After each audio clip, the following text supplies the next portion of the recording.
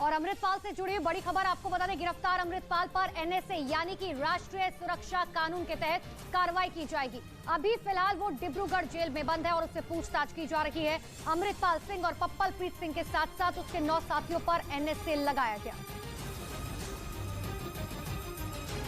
तो भगौड़े अमृतपाल को पंजाब से असम के डिब्रूगढ़ लाया गया। असम पहुंचने के बाद उसे कड़ी सुरक्षा के बीच एयरपोर्ट से बाहर निकाला गया।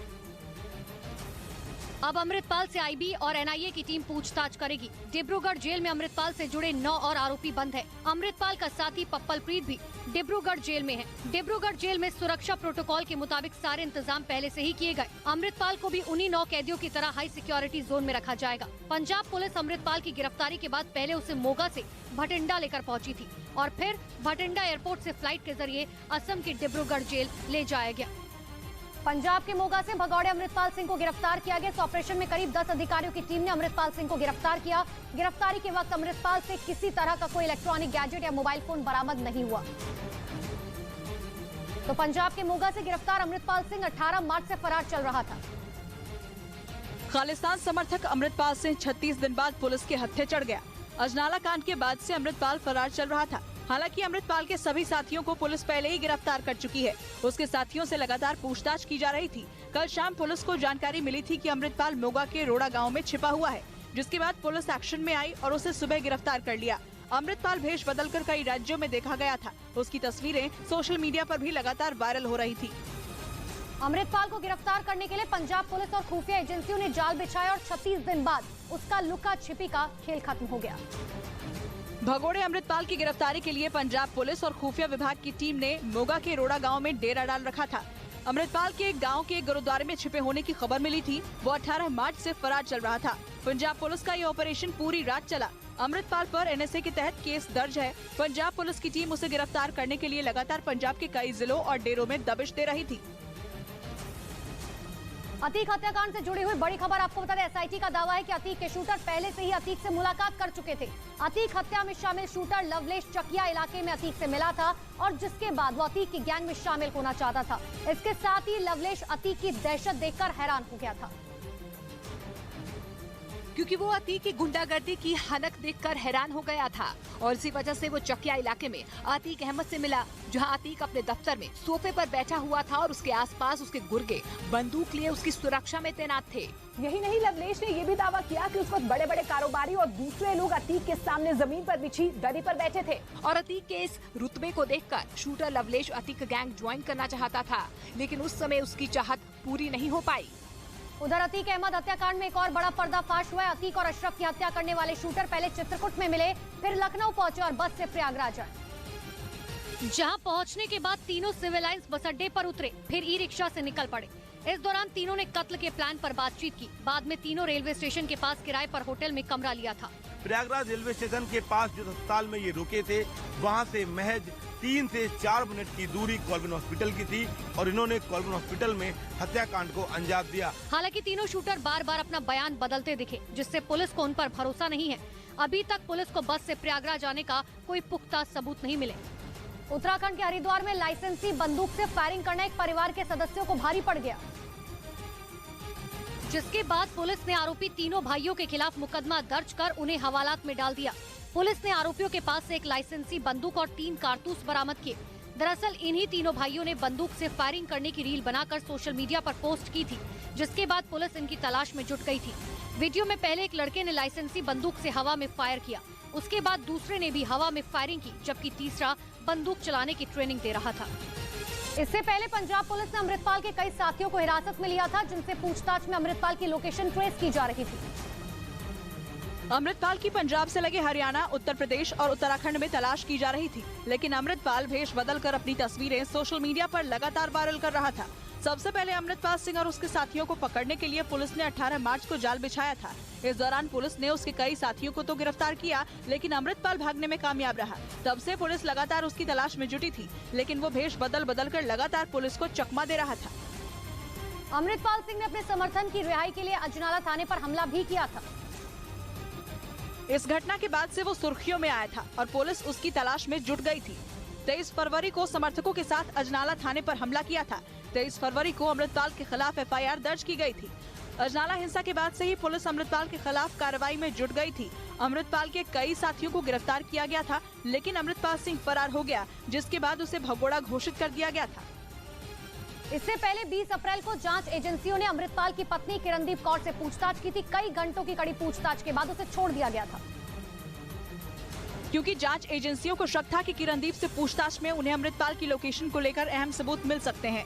किरणदीप अमृतसर एयरपोर्ट से लंदन भागने की फिराक में थी, लेकिन एयरपोर्ट पर इमिग्रेशन के अधिकारियों ने उसे रोक लिया, जिसके बाद जांच एजेंसियों ने उससे कई घंटों की पूछताछ के बाद उसे छोड़ दिया।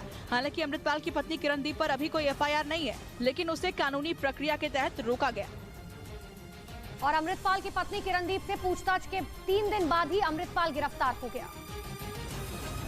हालांकि पूछताछ के बाद किरणदीप को लंदन जाने से रोक दिया गया था। वो एयर इंडिया की फ्लाइट से लंदन जाने वाली थी, लेकिन किरणदीप पर लुकआउट सर्कुलर नोटिस जारी हुआ था और इसी वजह से उसे विदेश जाने से रोका गया। किरणदीप NRI है और उसके पास UK की नागरिकता है, जबकि उसका परिवार मूल रूप से जालंधर के कुलारा गाँव का रहने वाला है। अमृतपाल से उसकी शादी इसी साल 10 फरवरी को हुई थी। बताया गया कि शादी से करीब 1 साल पहले दोनों सोशल मीडिया के जरिए एक दूसरे के संपर्क में आए थे।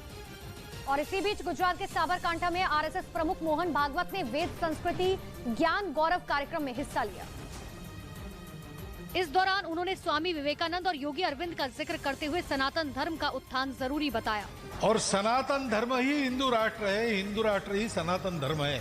मोहन भागवत ने कहा कि मातृभाषा और संस्कृत भाषा सभी को आनी चाहिए। इसी दौरान उन्होंने रूस और यूक्रेन के बीच चल रहे युद्ध की भी चर्चा की और कहा, यूक्रेन को मोहरा बनाकर अमेरिका और रूस लड़ रहे हैं, लेकिन हम सबको जोड़ेंगे और भारत विश्व गुरु बनेगा।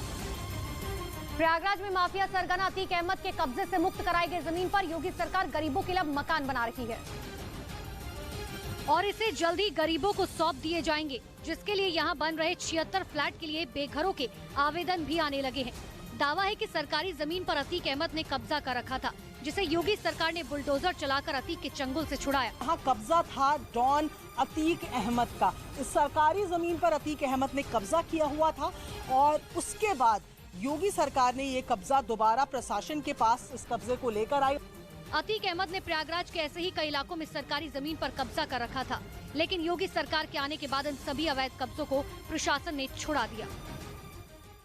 भगोड़े अमृतपाल सिंह को 36 दिन के बाद गिरफ्त में ले लिया गया है। पंजाब के मोगा से उसे गिरफ्तार कर लिया गया है। मोगा में वो गुरुद्वारे में छिपा हुआ था। देखिए, इसकी जानकारी मिलने के बाद पुलिस ने उस इलाके की घेराबंदी की। अमृतपाल को गिरफ्तार करने का पुलिस का ऑपरेशन पूरी रात चला।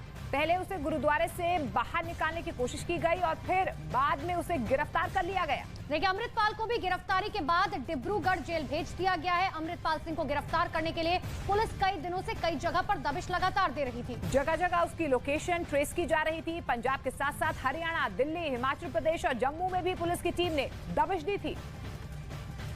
तो बड़ी जानकारी आपको दे रहा, आखिरकार अमृतपाल सिंह जो 35 दिनों से फरार चल रहा था, पंजाब पुलिस के साथ साथ तमाम राज्यों की पुलिस लगातार उसकी तलाश कर रही थी, लेकिन आखिरकार इसे गिरफ्तार किया गया।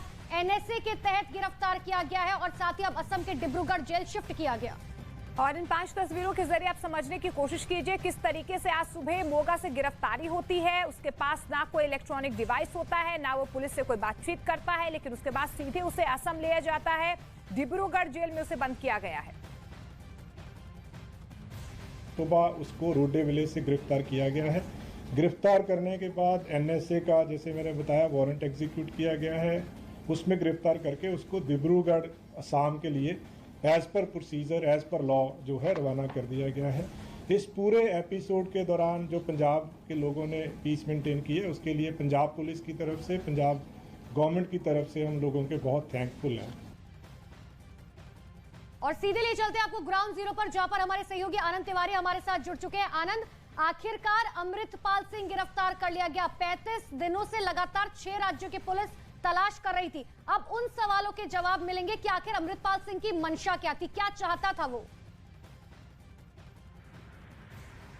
जी देखिए, एक जानकारी निकल के सामने आ रही है कि IB की एक टीम जो है वो कल सुबह तक जो है वो डिब्रूगढ़ पहुंच सकती है और वहां पर पाकिस्तान ISI से जो अमृतपाल के लिंक का खुलासा हुआ था, पंजाब पुलिस ने ऑन कैमरा जिस बात को कहा था, उसको लेकर अमृतपाल से पूछताछ की जाएगी। अमृतपाल को डिब्रूगढ़ की जेल में एक अलग सेल में रखा गया है।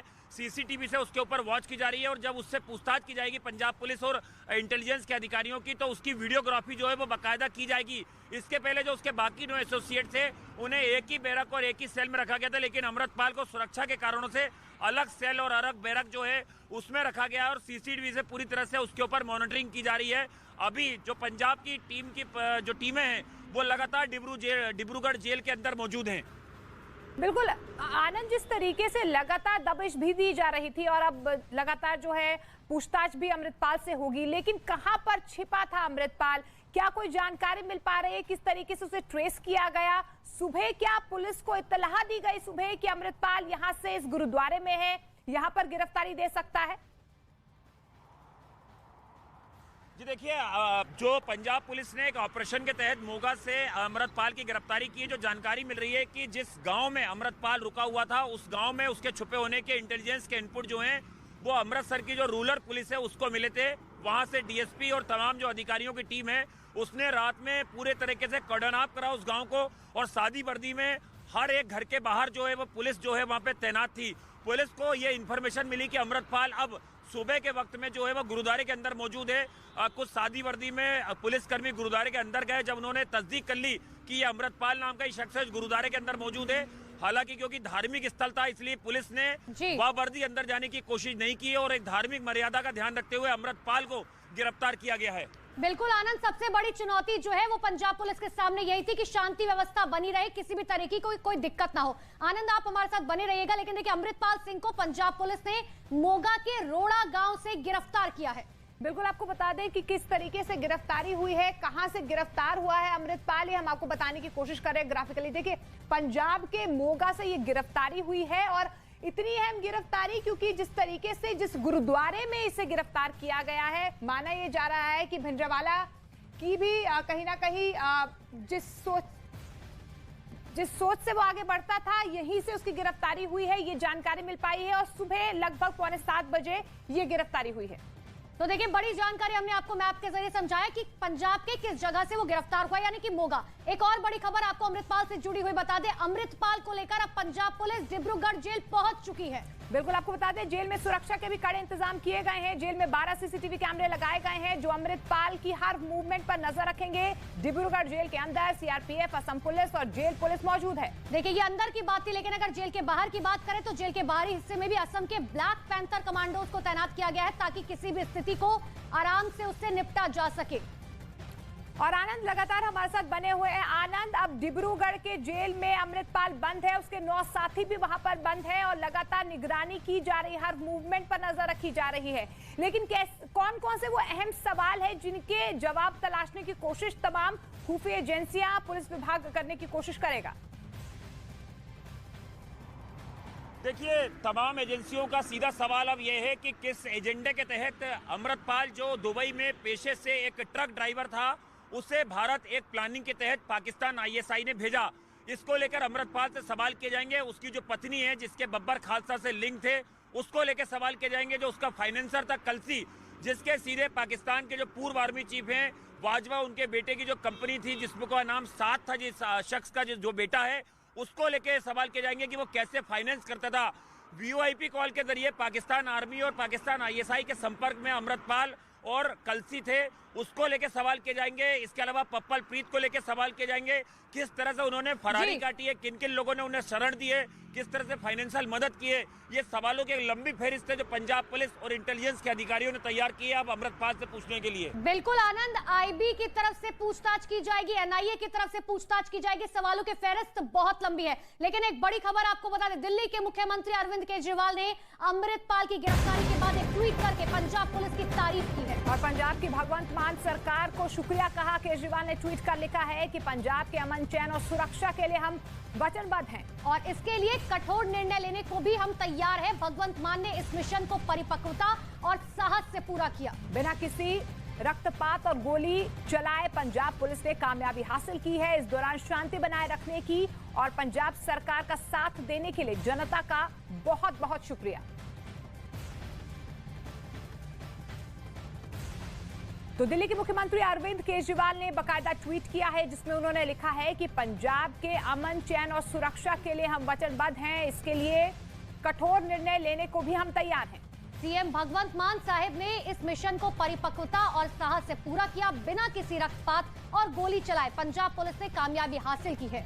और इस दौरान शांति बनाए रखने और पंजाब सरकार का साथ देने के लिए जनता का बहुत बहुत शुक्रिया। तो सीएम अरविंद केजरीवाल